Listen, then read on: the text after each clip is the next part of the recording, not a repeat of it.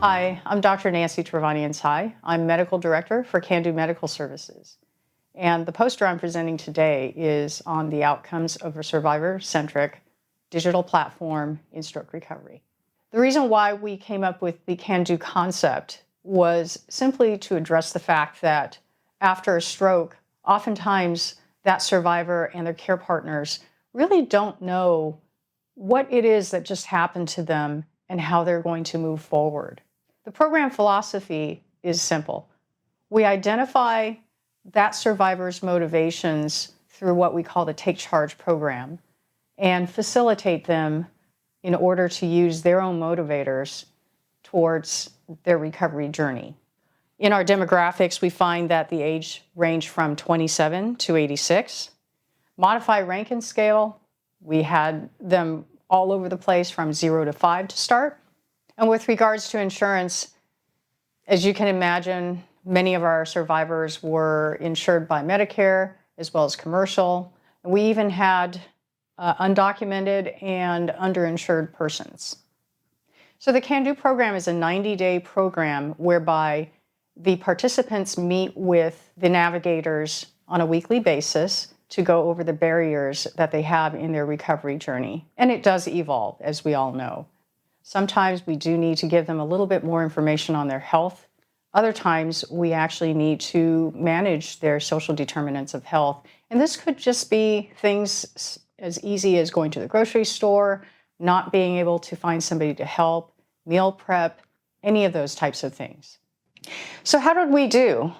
Our outcomes were as follows. 97% of our participants had medication compliance. Not only did they fill their prescriptions, they took them as they were supposed to be prescribed. 92% of them had neurology follow-up. And 100% of them established a medical home with a primary care physician. Having those three elements in place meant that we were able to decrease the readmission rate significantly.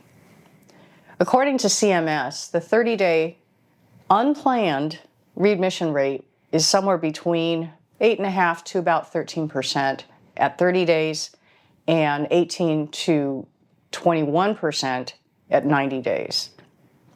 Those participants who were in our program were able to achieve a 4% all-cause readmission rate at 30 days and a 10% readmission rate at 90 days.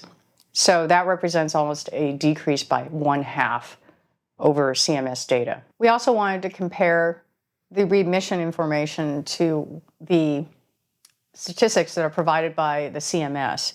And for that, I would like to encourage everyone to go ahead and go to Dr. Song's poster on 90-day readmissions after ischemic stroke.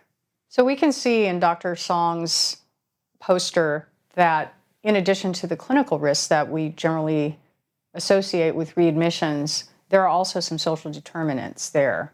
We notice, for example, that dual eligibility for Medicaid is one of those higher odds risks items that will lead to readmissions. What this suggests is that if you already have financial strain, possibly a disability, that will also increase your risk for readmissions. Look at it very closely in terms of the risk factors contributing to 90-day readmissions.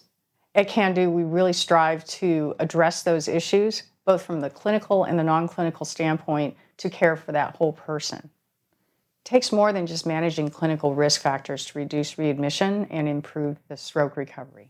We were able to achieve a modified Rankin score of 0 to 2 at the end of this program for 81% of our participants, compared to 52% at the start.